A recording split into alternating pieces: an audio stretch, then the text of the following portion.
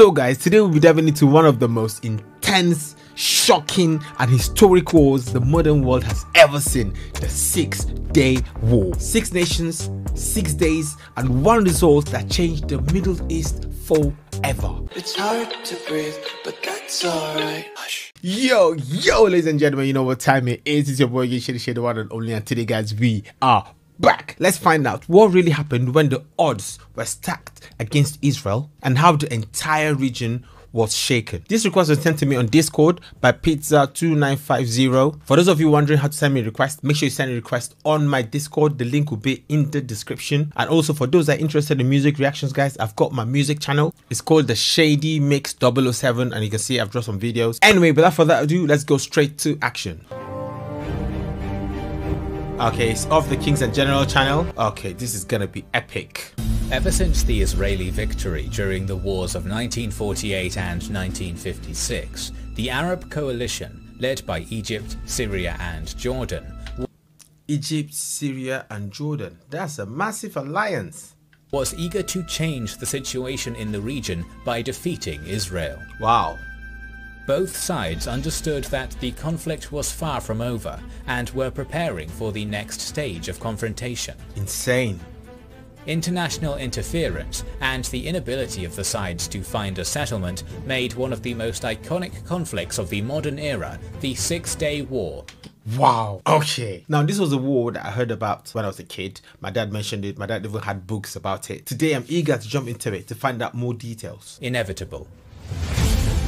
On May 13, 1967, the Soviet Union falsely informed Egypt about the concentration of 11 to 13 brigades of the Israeli Defense Forces with an intent to strike Syria. Propaganda! In response, Egypt started concentrating forces along the border with Israel in Sinai, and on May 16th demanded that the UN peacekeeping forces leave the peninsula.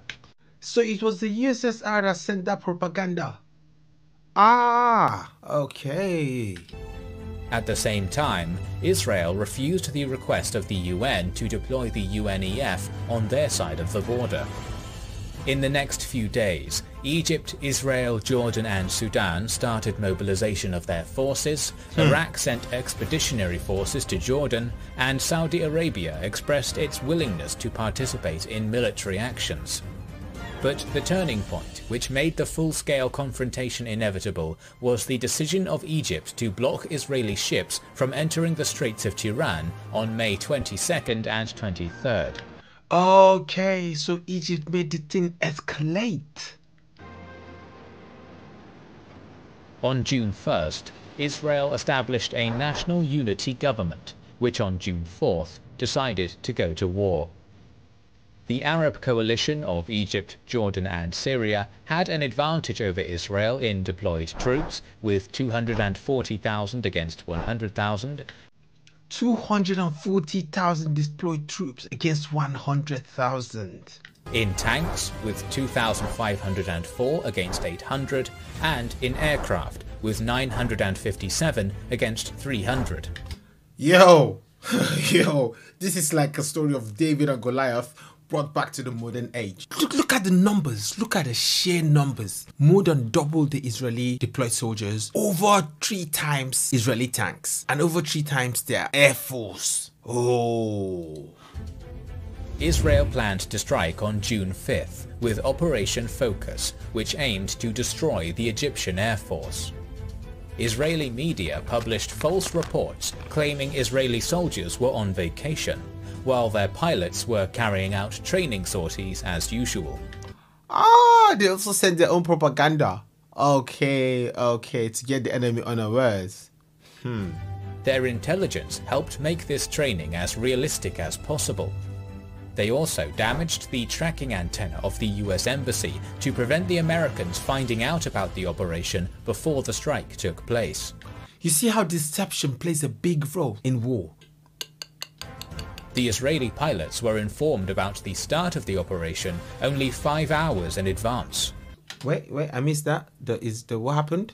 The Israeli pilots were informed about the start of the operation only 5 hours in advance. 5 hours only? At the same time, the Egyptian air defense system was effectively off on June 5th. Nearly 200 Israeli aircraft attacked 14 Egyptian airfields and caught them absolutely off guard. Wait, so Israel struck first? Hold up. That was risky, that was bold, and that was clearly game changing. 338 Egyptian aircraft were destroyed and 100 pilots were killed within 3 hours. The Jordanian and Syrian air forces attacked Israel in retaliation at 11 AM on June 5th. The response of the Israeli Air Force was to attack their airfields, which led to the destruction of all 28 Jordanian, 53 Syrian and 10 Iraqi planes. Operation Focus was a decisive success. Boom. Israel lost only 19 planes in this operation and guaranteed its total air dominance for the rest of the war. Yo, look how that strategy really saved them. It clearly was a game changer. They knew that based on the numbers, they were at a very massive, big disadvantage, so they had to make the most of what they had. Precision, operational focus. Okay, always stay focused in school, guys. The ground war was taking place on 3 fronts: the Sinai front, the Jordanian front, and the Syrian front. On the Sinai front, the Egyptian forces consisted of 7 divisions, 4 armoured, 2 infantry, and 1 mechanized infantry. Egypt had 100,000 troops and 900 to 950 tanks in the Sinai, so Israel concentrated 3 divisions consisting of 6 armoured, 1 infantry, 1 mechanized infantry and 3 paratrooper brigades for a total of 70,000 men and 700 tanks along this front. Looking at the numbers, they were at a disadvantage still. Even with a surprise attack, they are still at a disadvantage. Israel's plan was to catch the Egyptians off guard by attacking simultaneously with airstrikes, and attacking through the northern and central routes in the Sinai Peninsula instead of the central and southern routes used during the Sinai War. On the 5th of June at 7:50 AM, the northernmost Israeli division, consisting of 3 brigades and commanded by Major General Israel Tal, started its advance towards Arish through Gaza with an aim to encircle Khan Yunis, while the paratroopers were ordered to take Rafah. Initially, the Egyptians offered little resistance, since their intelligence concluded that this was a diversion rather than a main attack. However, soon resistance against the 60th Armoured Brigade ramped up. This did not stop the Israeli forces from reaching the Khan Yunis railway junction in 4 hours. Afterwards, the IDF advanced on Sheikh Zayed and defeated fierce Egyptian resistance thanks to air domination. Whoa. The road to Arish was open, and by 8 AM on the 6th of July, elements of the 79th Armoured Battalion and the 7th Brigade entered the suspiciously quiet city. Suddenly the Egyptians started firing from the balconies and windows, and there was a heavy battle going on for control of the city. The IDF was only able to take full control of the city after reinforcements were sent. The northernmost division then split into 2 parts. One of them continued the advance on the Suez Canal, while the second group turned south and captured Bir Lafan and Jabal Libni. Further south, on the 6th of June, the 14,000-man, 150-tank-strong Israeli 38th Armoured Division under Major General Ariel Sharon was confronted by the Egyptian 2nd Infantry Division under Major General Saadi Naguib, consisting of 16,000 troops and 90 tanks. Israel successfully advanced towards Abu Agela. The paratroopers landed behind Egyptian positions and sowed enough confusion to weaken the artillery of the Egyptian defense, which opened the way for the IDF to capture Katef. It was followed by a fierce close tank battle, which ended in an Israeli victory, with 40 Egyptian and 19 Israeli tanks destroyed. They were so efficient, very efficient. I don't know why it keeps reminding me of the Blitzkrieg. They were so decisive, quick as well. Boom! They went, the efficiency was like the Germans. Jay. The Egyptian forces in Sinai were still largely intact, but their field marshal, Abd el-Hakim Amr, panicked and ordered the retreat of all units from Sinai after hearing about the fall of Abu Agela. He was scared. This order did not elaborate on the sequence and manner of the retreat, which only decreased the defensive capabilities of the Egyptian troops. They were scared. They lost the balls. During the following days, the IDF continued its advance westward and inflicted heavy losses on the Egyptians. Despite episodic heavy resistance by the Egyptians, as in Bin Gefgaffer, the napalm bombing by Israeli aviation and the uncontrolled retreat weakened the morale of the Egyptian troops. Boom. Instead of catching retreating Egyptians, Boom. the IDF decided to capture 3 passes from Sinai to the Egyptian mainland and face the Egyptian troops there. Whoa. Whoever their commanders were, whoever was in charge, then that person is a military general. He's got brain, he's got strategy. That is insane. And also coupled with the fear in the hearts of the enemies. They were so scared and they panicked, even though they had numbers. They had numbers. They had more than 3 times the numbers of the Israelis. Although the IDF was not able to stop all the Egyptian troops from crossing, these passes became a killing ground, with 10,000 Egyptians being killed in one day alone. The capture of Sinai was completed by the fall of Sharm el-Sheikh on June 7th and Ras Sudah on June 8th. So that was how they captured the Sinai. Ah, okay. That was very impressive. Very impressive.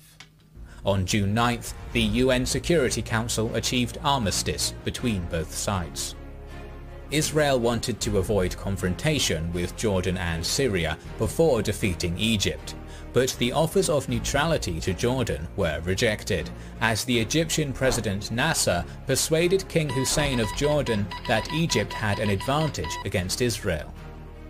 On the morning of the 5th of June, both sides started to fire, but Israel attempted a last-gasp attempt to avoid confrontation with Jordan by passing its message requesting peace through the UN representative, Bull. King Hussein countered that it was too late, and the Jordanian Air Force was already on the way. Jordanian and Iraqi aviation started shelling Israeli-controlled West Jerusalem, which caused 16 military and 20 civilian casualties, with 900 buildings damaged. Israel responded with its own air attack within Operation Focus, which damaged the military aviation infrastructure of Jordan and secured Israeli air dominance. Wow. East Jerusalem was controlled by Jordan at the time, and the Jordanian army took position in the UN residency, the government house, to fire on the Israeli sector. You see, what kind of strategy is that? You're hiding in the UN building. Come on. So Israel will be blamed for destroying the UN building. Was controlled by Jordan at the time, and the Jordanian army took position in the UN residency, the government house, to fire on the Israeli sector. Terrible the Jerusalem strategy. Brigade's Reserve Battalion 161 of Israel took the government house despite heavy losses and forced the Jordanians to retreat to Bethlehem. Later on that day, Israel encircled eastern Jerusalem with the Jerusalem Brigade from the south and the Mechanized Harel Brigade and 55th Paratroopers Brigade from the north. A fierce battle took place for Ammunition Hill. Jordanian resistance was so strong that the IDF lost all but 2 of their attacking officers and achieved the goal only after 4 hours. The 55th Paratroopers Brigade afterwards drove eastwards, reaching Mount Scopus and defeating the other Jordanian positions around the American colony. Towards the evening of June 5th, the Mechanized Harel Brigade succeeded in taking Latrun and Ramallah. Also, the 163rd Infantry Battalion secured Abu Tor and cut the Old City from Bethlehem and Hebron. On June 7th, the Israeli Minister of Defense, Moshe Dayan, ordered the IDF to enter the Old City, despite reservations and concerns by the Israeli government. The fighting was conducted solely by the paratroopers, out of fear of destruction of holy sites. The IDF took control of the Old City with... Oh, they were still mindful of the holy sites. They didn't want to destroy them. They wanted to destroy their history, you know, because they know this is their land. This was given to them by their ancestors, and they wanted to make sure that they protected it. Yes, they were fighting for their lives, but they still need to make sure they don't forget what was left for them from the people of old. The fighting was conducted solely by the paratroopers out of fear of destruction of holy sites. The IDF took control of the old city with little resistance. Judea, Hebron, Bethlehem and Nablus were also captured by the IDF on June 7th. Remnants of the Jordanian army fell back into Jordan. They ran. Israel was victorious on this front as well. They ran. Yo, they are just capturing land after land after land with their few numbers. I'm telling you, this is classic David and Goliath. Syria also believed Nasser about Egypt's early success in the conflict and sent its aviation to attack Galilee. This attack was intercepted by Israeli aircraft. They ended up deceiving themselves. Their enemies were so confounded and they deceived themselves. Okay, this one was miraculous. A minor ground attack was also attempted by the Syrians, hoping to capture the water plants at Tel Dan, Dan and Shia Yashuv. This was repulsed by the IDF as well. Israeli air domination, lack of communication by Syrian units, and tanks being too wide for bridges were among the causes of the unsuccessful attack of the Syrians. This caused them to abandon any attempts to make ground offensives on Israel, and Didn't they have better strategy? Weren't they ready? So they were not ready. They didn't study the terrain. They were not ready for this. They just went to fight like that. It's like sending a fish to a cat fight or sending a chicken to a dog fight. Wow, they didn't plan. Their general was to blame for that. hoping to capture the water plants at Tel Dan, Dan and Shia Yashuv. This was repulsed by the IDF as well. Israeli air domination, lack of communication by Syrian units, and tanks being too wide for bridges were among the causes of the unsuccessful attack of the Syrians. This caused them to abandon any attempts to make ground offensives on Israel, and airstrikes were chosen as their method instead. However, on the evening of June 5th, Israel struck Syrian airfields as part of Operation Focus, destroying 2/3 of the Syrian Air Force and forcing the rest out of the conflict. The Israeli leadership was unsure whether to attack Syria or not. On one hand, Syria was using the Golan Heights to shell Israel. On the other hand, it would have been a literally uphill battle against a fortified enemy. But intelligence about weakened positions of Syria in general, and in Golan Heights in particular, led Dayan to order an offensive on Golan without government authorization. The Israeli offensive started with airstrikes, which severely damaged the defensive infrastructure and morale of the Syrian army. The 8th Armoured Brigade, led by Colonel Albert Mandler, advanced into the Golan Heights from Givat Haim. Heavy fighting in unfavourable terrain led to numerous casualties on both sides, but with the help of their aircraft, the IDF ultimately captured the Zora, Kala and Ein Fit fortresses. In the central sector, the Israeli 181st Battalion captured the strongholds of Dardara and Tel Hilal after fierce fighting. By the evening of June 9th, Israel reached the plateau, which allowed reinforcements to join them. By dawn, Israel had 8 brigades ready for an assault on the second line of defences. Soon, a ceasefire was negotiated around the so-called Purple Line. By the 11th of June, all military actions stopped. That was intense. In 6 days, only was enough for them to capture Sinai Peninsula, Golan Heights and East Jerusalem. That is massive. By the 11th of June, all military actions stopped. Up to 983 Israelis, 15,000 Egyptians, 700 Jordanians and 2,500 Syrians were killed in action. Look at the sheer numbers. Look at this. Look at their losses. You see their losses? From 100,000, only 983 died. But these guys, out of 240,000, look at the numbers that they have. Look at the numbers. And then their tanks were like 2,500. Yeah, they lost up to 2,000. And their aircraft was about 900 something, and they lost 500. But Israel, which had only 300, lost 50. And their tanks, which were about 800, I think, they lost 400. Talk about efficiency. Jordanians and 2,500 Syrians were killed in action. Israel gained a huge victory. It seized the Gaza Strip, the Sinai Peninsula, the west bank of the Jordan River, including East Jerusalem, and the Golan Heights. About 1 million Arabs were placed under Israel's direct control in the newly captured territories. The Israeli victory came as a result of more efficient military leadership, better preparation of troops, and intelligence. But the Six-Day War was by no means the last conflict, and merely 6 years later, the confrontation escalated into another war. Wow. This was crazy. I'm telling you, this was crazy. This was so intense. Looking at just the numbers, everyone would have thought Israel will have lost, because people sometimes say war is a game of numbers. Some people have said that, but no, it's not the numbers. It is the strategy. It is a strategy. You need a commander, a general that knows what's happening.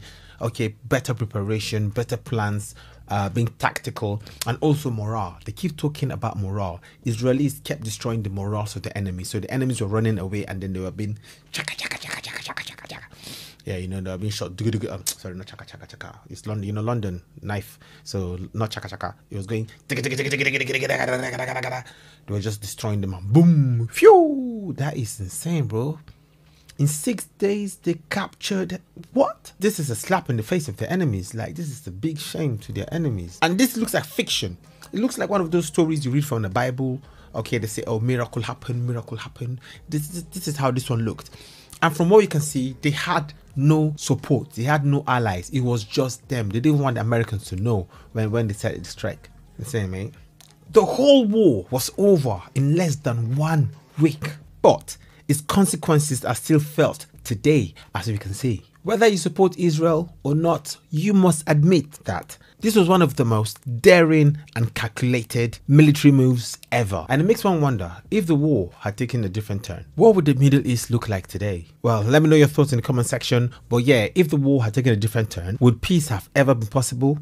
Or would that have been the end of Israel finally? Peace. I love you more than words can say. You I need. Oh, you are the light that shine in my way. You I need.